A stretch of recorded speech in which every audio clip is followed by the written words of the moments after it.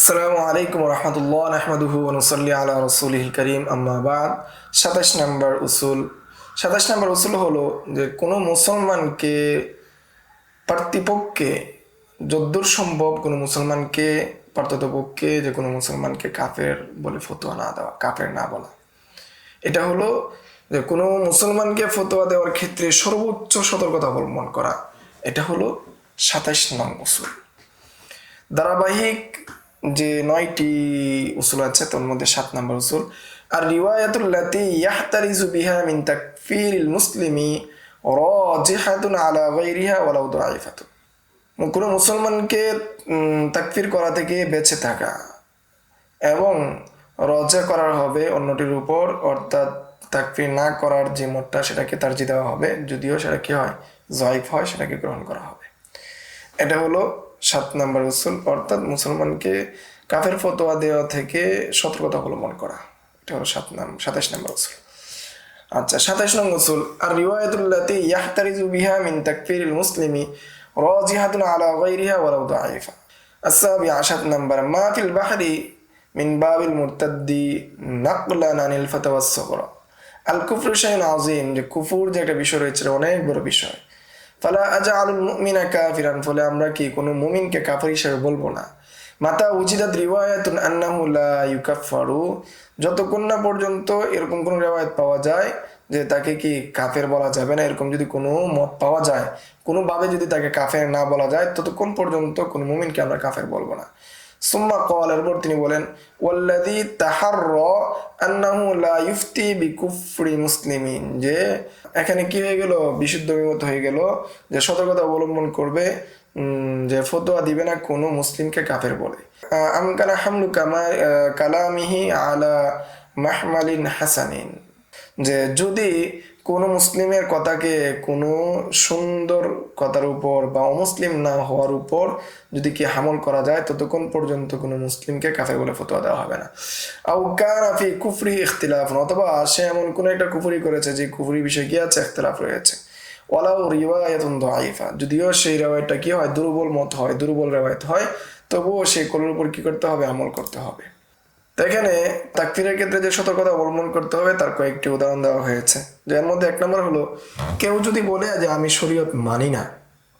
তো এই ঘটনাটা হলো যে আল্লামা শামী রহমতুল্লাহ আলাই ফতোয়া খাইরিয়া থেকে বর্ণনা করেন যে আল্লামা খায়রুদ্দিন রমলিকে জিজ্ঞাসা করা হয়েছিল, এক ব্যক্তিকে কাজী বলল যে লা আকবালু শরা, এক ব্যক্তিকে কাজী বললেন যে আকবাল ইশরা, যে তুমি কি করো, শরীয়তকে গ্রহণ করো, শরীয়তের হুকুম মেনে নাও, তোমার উপর যেই বিধান আসছে তুমি বিধানটা মেনে নাও। সে বলল লা আকবালু, আমি কি করব না, মানব না।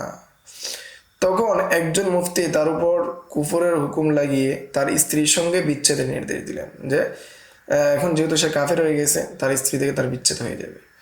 এখন প্রশ্ন হলো ওই ব্যক্তি যে লা আকবালু বলার কারণে কি সে কাফের হয়ে যাবে, যে ব্যক্তি লা আকবালু বলল? আল্লামা রবলি জবাব দিয়েছেন, তাকে সাথে সাথে কাফের বলা হবে না, বরং তাকে শাস্তি দেওয়া হবে। কারণ লা আকবালু কথাটির এই ব্যাখ্যা করা সম্ভব যে সে কাজীর যে রায়, কাজীর যে সিদ্ধান্ত সেটা সে মানতে চায়নি, সে শরীয়তকে অস্বীকার করেনি। শরীয়তকে অস্বীকার করলে তো সে কাফের হবে, কিন্তু এখানে তো সে শরীয়তকে অস্বীকার করেনি, বরং এখানে সব মনে রয়েছে সে কাজীর বিচার কার্যকে সে কি করেনি, সমর্থন করেনি। আল্লামা শামী রহমতুল্লাহ আলাই বলেন, কোনো মুসলমানকে কাফের বলার ক্ষেত্রে তাড়াহুড়া করা কিনা উচিত না, সর্বোচ্চ সতর্কতা কি অবলম্বন করা। ২ নম্বর উদাহরণ, যে একজন মুসলমান আরেকজন মুসলমানকে বলল তোমার দিন খুব খারাপ। এরকম যদি কেউ বলে যে তোমার তো ধর্ম খারাপ, তো একজন মুসলমান আরেকজন মুসলমানকে যদি বলে তোমার দিন খুব খারাপ, এরকম যদি বলে, তাহলে বোঝা যাচ্ছে যে ইসলামের অবমাননা করতেছে, যে বাহ্যিকভাবে এটা কুফর। কিন্তু এখানে এটা ব্যাখ্যা করা যায় সে মূলত ওই ব্যক্তির খারাপ চরিত্রের দিকে ইঙ্গিত করছে, যে তোমার দিন খারাপ মানে তোমার চরিত্র খারাপ, এটা ইঙ্গিত করছে। এই ব্যাখ্যা নেওয়া যায়। এই ব্যাখ্যা যদি নেওয়া হলে সে আর কাফের হয় না। তখন আমাদের এই ব্যাখ্যাকে নিতে হবে, একজন মুফতি এই ব্যাখ্যাকে সামনে রাখতে হবে, যে এখানে সে যেহেতু বলছে তোমার দিন খারাপ, ইসলামকে অবমাননা করেছে, এই জন্য তাকে কাফের বলা যাবে না। ৩ নম্বর, কেউ বলল যে আমি নামাজ পড়বো না। একজন ব্যক্তিকে কেউ বললো, আরেকজন বললো যে নামাজ পড়ো, সে বললো আমি নামাজ পড়বো না। তো এখানে বাহ্যিকভাবে বোঝা যাচ্ছে সে নামাজকে অস্বীকার করছে। কিন্তু এখানে এই কথা ব্যাখ্যা করা যাবে যে সে মূলত নামাজের বিধানকে অস্বীকার করতে চাচ্ছে না, বরং সে ওই ব্যক্তির আদেশকে মানতে চাচ্ছে না, অথবা সে এখন নামাজ পড়তে চাচ্ছে না। অতএব মুফতি সাহেব তাকে কি করবেন না, কাফের সাব্যস্ত করবেন না, কেননা এখানে ভিন্ন ব্যাখ্যা নেওয়ার কি আছে, সুযোগ আছে। তো এখানে গুরুত্বপূর্ণ সতর্কতা হলো, মুফতি সাহেব কাউকে যখন কোনো ফতোয়া দিবেন বা কোনো ব্যক্তির ক্ষেত্রে কুফরি প্রকাশ পাবে, সেই ক্ষেত্রে সর্বোচ্চ সে দেখবেন যে বাহ্যিকভাবে তার কথাটাকে অন্য কোনো ব্যাখ্যা নেওয়া যায় কিনা। যদি অন্য কোনো ব্যাখ্যা নেওয়া যায়, তাকে মুসলমান বলা যায়, তাহলে তাকে মুসলমান হিসেবেই রাখবে। আর যদি সে ওই ব্যাখ্যা অনুযায়ী তার নিয়ত এটাই থাকে, একজন মুসলমান নিয়ত এটাই থাকে, তাহলে সে মুসলমান থাকবে। কিন্তু প্রকৃতপক্ষে তার নিয়ত যদি কুফরি থাকে, তাহলে তো কাফের হয়ে যাবে, সে আল্লাহর কাছে সে কাফের হয়ে যাবে, দুনিয়াবি হুকুমে সে কাফের হিসেবে গণ্য হবে না। তবে যদি ইল্লা ইদা সররাহা বিল ইরাদাতি ফাওয়াজাবাল কুফর, তবে যদি সে কি একদম সুস্পষ্টভাবে বলে এবং ইচ্ছাকৃতভাবে বলে এবং ইচ্ছাকৃতভাবে বলছে সেটাও সে বলে, তাহলে সে অবশ্যই কাফের হয়ে যাবে, কাফের হিসেবে সাব্যস্ত করা হবে। আচ্ছা, 8 নম্বর মূলনীতি, 9টি মূলনীতির 8 নম্বর মূলনীতি, আল মারজু আনহু বিমানজিলাতিল মানসুখ ফাল মারজু ইলাইহি হুয়া রাজিহ।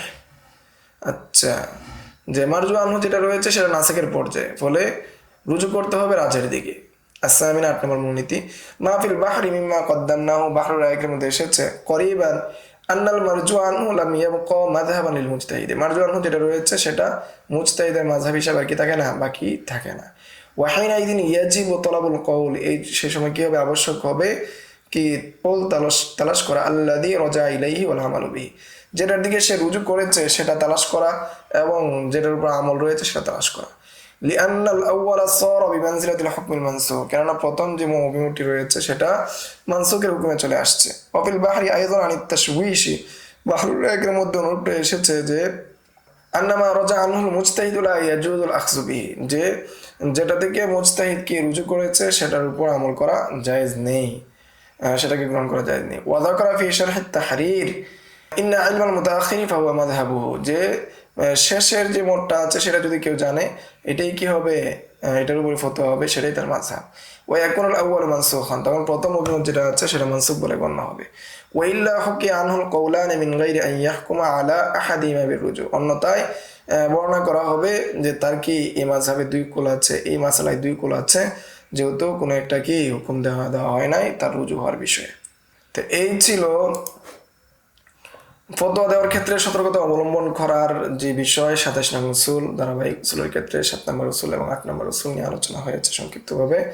আসসালামু আলাইকুম ওয়া রাহমাতুল্লাহি ওয়া বারাকাতুহু। يؤتي الحكمة من يشاء ومن يؤت الحكمة فقد أوتي خيرا كثيرا وما يذكر إلا أولو الألباب.